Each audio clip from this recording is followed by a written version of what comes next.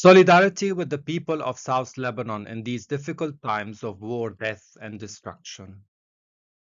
I have chosen this inscription to express my solidarity with the good people of South Lebanon, my people, whether Christians, Shia, Sunni, or Druze. I do not stand with Hezbollah or Hamas because those fanatic organizations represent political Islam with its Shia and Sunni versions.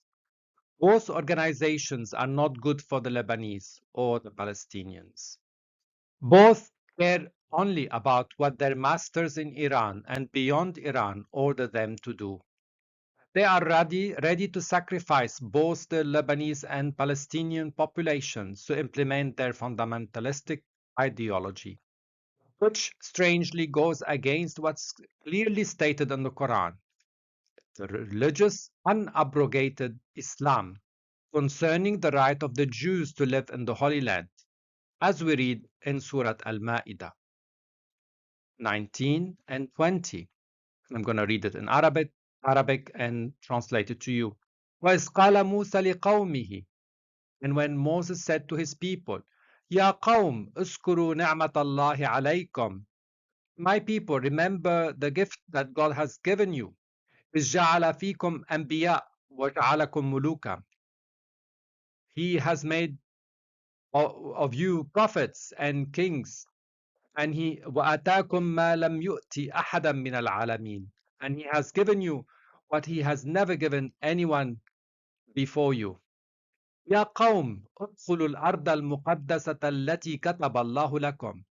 My people, enter the Holy Land that God has written to you, that has given to you. ولا ترتدوا على أدباركم فتنقلبوا خاسرين. And do not turn on your back so that you become losers. So, according to the tafsir of this ayah talks about the Holy Land, and the Holy Land here is the Terra Sancta, or the land of Israel. And this surah was sent to the Prophet 80 to 88 days before he died. So this surah is unabrogated. And if it is unabrogated, it is present in the holy tables near the throne of God, as Muslims believe.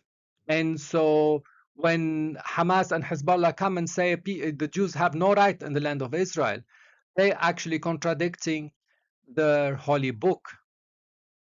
And if or when Muslims accept to implement this ayah, the war or the conflict in Palestine will immediately end. Because once you recognize that the Jews have a right to exist and live in that land, then you would be able to compromise and live with them in peace.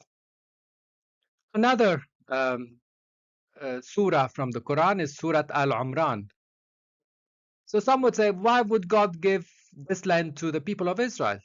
Well, let's read the other surah, Surah Al-Imran, and this is Surah Ayat 26.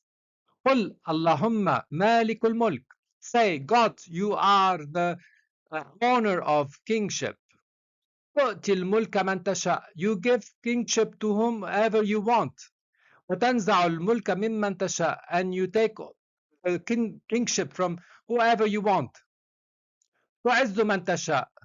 You exalt whoever you want. وَتُذِلُّ مَنْ تَشَاءُ. And you humiliate whoever you want to humiliate. بِيَدِكَ الْخَيْرُ. You have the goodness in your hands. And وَأَنَّكَ عَلَى كُلِّ شَيْءٍ قَدِيرٌ. And then you are capable of doing everything that you want to do. So no one can come to God and say to God, why have you given the land to the people of Israel? Can do whatever God likes. And this ayah was read by Abu Abdullah Muhammad the 12th, Abu Abdil, who reigned from 1460 to 1533, when he handed the keys of the city of Granada to the Catholic monarchs. He repeated the same ayah 26, and the Catholic kings of Spain crossed themselves and said, "Blessed be God," because he willed that we take over the city. So that was on January the 2nd, 1492. And some people would say, you're Christian and you're making yourself a mufti. One day on your YouTube channel, you declare that you may put your candidacy for the papal office, and now you are saying that you understand the Quran more than the Muslims, and you playing the game of being a mufti or a Muslim. No, I'm not doing that. I'm just following the Quran. And if we read the third ayah that I have chosen today from Surah Yunus, and it's clear what I'm doing is just I'm one of those who read the book. I'm one of those people of the book. And let's read the ayah in Arabic. فإن كنت في شك مما أنزلنا إليك. If you are in doubt, this is directed to the Prophet Muhammad and also to all the Muslims all over the world. فإن كنت في شك مما أنزلنا إليك. If you are in doubt of what we have sent down to you, فاسأل الذين يقرؤون الكتاب من قبلك. And ask those who read the book before you. Who's those who read the book? The people of the book. And I'm one of those people of the book. لقد جاءك الحق من ربك. You have received the truth from your God. فلا تكونن من الممترين. And don't be of those who doubt, and yet deep inside they know that what you have received is actually from God. And I like this word al-mumtarin because it actually represents the hypocrisy of Hamas and Hezbollah. Why? Because they know deep inside that this land belongs to the Jews, but yet they are doubting it. And here I don't want to be misunderstood. I'm not saying that the land is for the Jews and they have to kick everyone out and take this land. What I'm saying here is that I'm just proposing a peace proposal to accept the Quran and use the Quran to make peace and compromise, and for this horrible war to end, and for the upcoming war between Lebanon and Israel, between Hezbollah and Israel, not to happen. So Hezbollah, why are you sending all your people, your young men, to die in this war on the land of, you say, on the roads of Jerusalem? If you read your Quran, so you're acting against your God. You're acting against the Quran, against the ayah in the Quran that says that this land belongs to the Jews. And Hamas, you're one of those mumtarin mentioned in Surah Yunus. So stop this stupid war. Accept peace.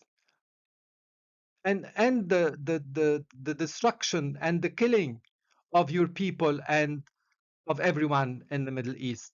We don't want war. We want to live in peace, compromise, love each other, and end this ongoing war of destruction and genocide.